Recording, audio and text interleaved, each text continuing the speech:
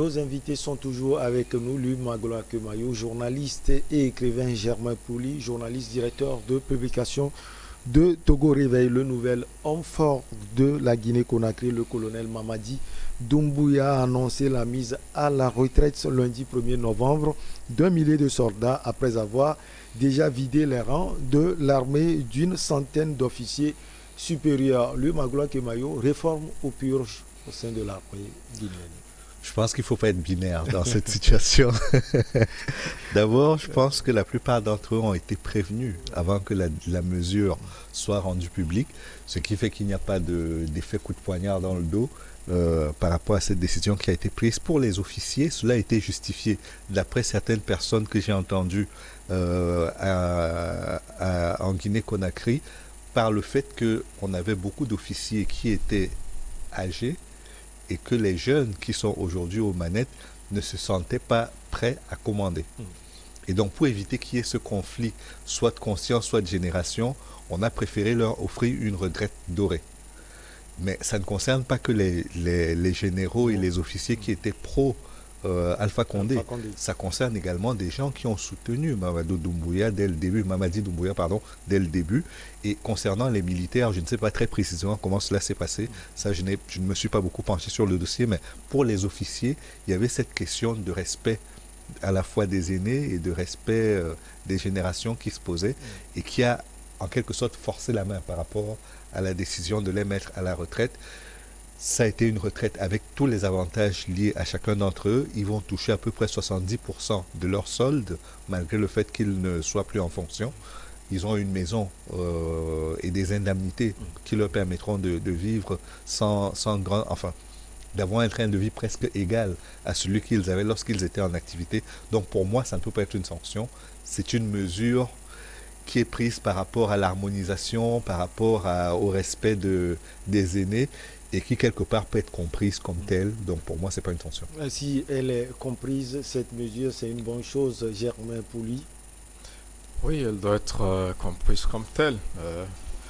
Mais en même temps aussi, je crois que le colonel Doumbouya aussi voudrait avoir des coudées franches dans une armée où il y a assez de généraux donc, qui sont ses supérieurs. C'est vrai qu'il est le chef de l'État, il est le chef suprême des armées, même si en grade certains peuvent être supérieurs, mais il voulait mettre un peu d'ordre dans cette maison-là où il y a trop de généraux à la fois puissants. Et s'il veut pouvoir diriger, il faut qu'il ait les coudées franches. Et il va diriger avec une vague de jeunes officiers qui estiment qu'ils ont été suffisamment formés par ces généraux-là pour prendre la relève. Et donc il a tenu à le leur dire donc, récemment de ne pas s'inquiéter. Ils vont pouvoir jouer leur partition selon la formation qu'ils ont reçue. Et je pense que l'armée guinéenne est une armée aussi un peu spéciale, quand on voit un peu comment les officiers ou les soldats prennent les galons, même quand on prend le colonel Doumbouya lui-même, il a gravi des échelons à une façon assez exponentielle. Et ça a été le cas de plusieurs au sein de cette armée. Et je pense que lui-même veut mettre de l'ordre dans le pays. Il va commencer par sa maison. Et sa maison, c'est l'armée. Il a réussi à faire le consensus depuis le début donc, de ce coup d'État-là, parce qu'il n'y a pas eu beaucoup de réticence et que la plupart des autres régiments se sont vite rattachés à sa cause, donc sans résistance.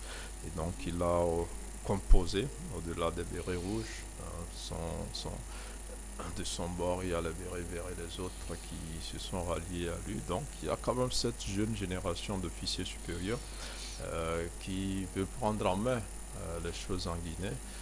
Et pour ce faire, il faut amener avec beaucoup de respect les aînés à aller se reposer et à laisser les plus jeunes travailler. C'est ce qu'il est en train de faire. Et en le faisant aussi, il passe un message aux populations parce que Quand il va maintenant commencer par sévir au sein des civils, on ne va pas dire non qu'il n'a pas mis de l'ordre sur lui. D'abord, il a commencé par mettre de l'ordre dans l'armée avant d'aller maintenant dans ce qui ne va pas au niveau de la population. Et donc, c'est quelqu'un qui, je pense, n'est pas là pour gérer une petite transition et partir, parce que tous les actes qu'il pose, ce sont des actes de quelqu'un C'était ma question à venir. A envie de faire des réformes profondes. Si ce n'était que venir assurer la transition, il n'a pas besoin de faire passer les généraux à la retraite, parce que ce n'est pas une priorité en ce moment. On peut bien gérer une transition et que le prochain président qui sera là peut gérer ce genre de questions, mais en même temps, c'est qu'il veut réformer le pays en profondeur. Il commence par l'armée, et ça lui laissera le coup des franches maintenant pour s'attaquer à ce qu'il reproche à la société guinéenne et à ce qu'il entend mettre en place donc pour mettre la Guinée sur les rails. Et tout cela, en même temps que c'est des actions de militaires, mais ça reste des actions très politiques. Il se met dans la peau d'un président normal qui veut mettre de l'ordre dans ce pays-là. Et on ne sait pas si, avec ce qu'on est en train de voir, il va pouvoir se limiter à une transition de 12 ou 18 mois, dont je ne pense pas. S'il veut mettre de l'ordre avant de passer la main aux civils, ce qu'il est en train de faire là, il aura besoin de beaucoup plus de temps pour parachever et donc sa vision qu'il a pour remettre la Guinée sur les rails. Alors, le Magloire Kemayo, le CNRD, ça ne m'étonne pas parce que c'est développement à la fin, je l'ai toujours dit, c'est sur une longue période. Je vais vous poser cette question. C'est vrai que Germain Pouli a développé les aspects. Est-ce que tout ce que Mamadi Doumbouya a fait aujourd'hui, est-ce que cela prouve qu'il veut rester ou bien partir, ou rester ou partir justement? Il va partir, il finira par partir, ça c'est une certitude. Est-ce que ce sera au bout de 18 mois ou de plus? La CEDEAO va tenir bientôt un sommet. Le 7 précisément. Ouais, pour statuer sur le cas du Mali et de la Guinée, encore une fois. Mais je crois qu'il a déjà donné la couleur. Il a annoncé la couleur. Il a dit qu'il voulait transformer la Guinée comme Jerry Rawlings a transformé le Ghana. Cela signifie qu'il n'est pas là pour 6 mois ou pour 18 mois. Cela signifie qu'il a besoin véritablement de faire des réformes en profondeur. Et pour ça, il a besoin de temps. Comment est-ce qu'il s'y prendra? Je ne sais pas. Déjà, il y a ce renouvellement des générations qu'il opère dans l'armée. Espérons qu'il arrivera à le faire sur le plan politique aussi, sachant que c'est quand même quelque chose de très sensible, le renouvellement au niveau des classes politiques. Généralement, les leaders, au sein de leur formation, il n'y a pas de tête qui déborde. Et donc, comment fera-t-il pour disqualifier les anciens qui sont aujourd'hui de vieux routiers de la candidature à l'élection présidentielle et qui voudront encore tenter leur chance au terme de la transition? Je ne sais pas quelle sera sa recette, je ne sais pas s'il sera le maître des horloges par rapport à cela, mais une chose est certaine, c'est que vu l'ambition qui est la sienne, il aura besoin de temps, mais ce temps-là, ni la CEDEAO, ni les partenaires internationaux ne le lui donneront. Et je pense que même au niveau de la population civile et des dirigeants politiques, il y en a très peu qui sont prêts à lui accorder du temps. Simplement, au niveau de la classe politique, pour l'instant, on est dans une phase d'observation où les gens ne sortent pas encore du bois pour dire très sincèrement ce qu'ils pensent, parce qu'il n'a encore rien dit concernant la politique et concernant la durée de son mandat.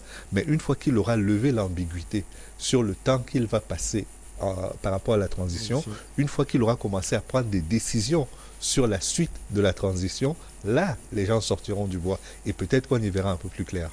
On y verra un peu plus clair dans l'avenir. Donc, si il le fait pour une bonne cause. Germain Pouli, on peut dire que c'est un bon choix pour Mamadi Doumbouya, mais s'il le fait pour se protéger, il aura sur son chemin les Guinéens aussi. L'opposition n'est pas facile à manœuvrer en Guinée. Non, on ne peut pas lui reprocher de le faire pour se protéger en même temps, parce que il a été l'un des bras droits de Alpha Condé. Et on sait dans quelles conditions Alpha Condé a obtenu ce début de troisième mandat qui a été écourté par un colonel que certains disent qu'il a fabriqué de toutes pièces. Bon, ça c'est une autre parenthèse.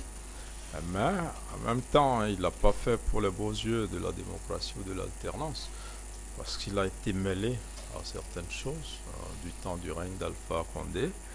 Il a stoppé ce règne-là. Il a besoin de se blanchir aussi. On ne peut pas le lui reprocher. Je pense que c'est d'ailleurs pour ça que l'opposition en Guinée essaie de le dorloter un peu, parce qu'on sait un peu comment, quand on parlait de la réforme constitutionnelle, comment les manifestants ont été reprimés, et tous ces morts qui ont émaillé donc tout le chemin vers le troisième mandat d'Alpha Condé. Donc c'est normal, il le fait pour la démocratie, il le fait pour le développement, mais lui-même a besoin de s'assurer une sécurité, de savoir que quand il partira, le président qui viendra va lui garantir une protection, qui va finir ses vieux jours sans inquiétude d'être poursuivi. Donc il fait ces calculs-là. Maintenant, tout dépendra de comment il va passer la main aux civils, ou est-ce qu'il va réussir par un tour de magie à se faire légitimer au niveau de ce pouvoir-là, parce que ça aussi, c'est une option à laquelle probablement il doit penser, parce que quand il pose des actes d'une telle portée politique, c'est pas simplement militaire, mais c'est qu'il a envie de séduire les populations, et il a besoin d'une adhésion des populations sur les mesures fortes qu'il est en train de prendre. Et donc, c'est possible qu'il cherche, comme d'autres avant lui, Dadis Camara et autres, à s'installer pour un longtemps, à penser que les populations ont envie qu'il reste encore un peu.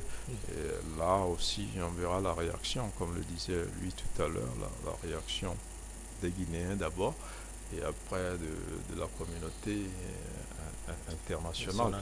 Donc, on ne peut pas lui reprocher de chercher à se protéger, parce que son ascension est intimement liée donc au pouvoir d'Alpha Condé.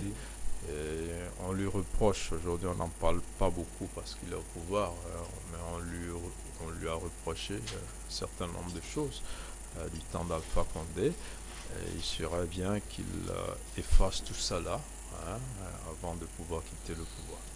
Allez, on va également parler, lui, avec vous, en une minute, de... Germain l'a dit tout à l'heure, il y aura l'adhésion du peuple guinéen, l'adhésion également de la CEDEAO. Actuellement, ce n'est pas la grande forme entre la CEDEAO et puis la Guinée-Conakry. Non, parce que un coup de force reste un coup de force. Et que ce soit la CEDEAO, l'Union africaine ou le reste des pays partenaires de la Guinée, ce n'est plus à l'ordre du jour aujourd'hui. Personne ne souhaite que le pouvoir soit pris par la force. Or, c'est ce qui s'est passé, c'est ce qui complique les relations. Mais tout le monde sait également qu'après un coup d'État, on arrive à obtenir la légitimité. Ça prend du temps, mais on finit par l'avoir.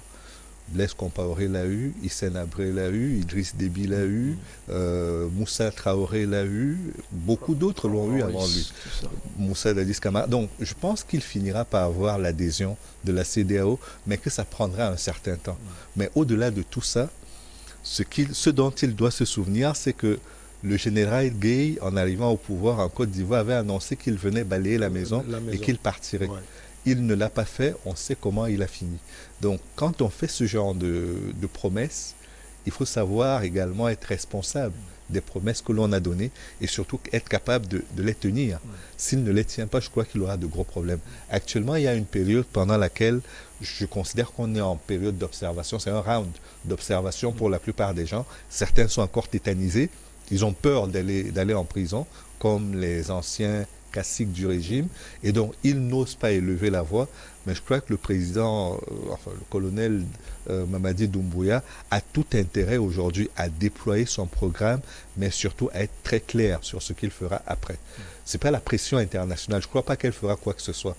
Mais il faut que lui-même, par rapport à la population, qu'il arrive à faire oublier le fait que c'est lui qui a quand même réprimé les manifestations Ouais. contre le troisième mandat, et qu'il arrive également à sortir avec cette image de celui qui a permis au pays de revenir sur les rails de la démocratie. Or, tout ça n'est pas encore gagné, mais ce n'est pas perdu non plus. Allez, la petite pause et on revient après pour la suite.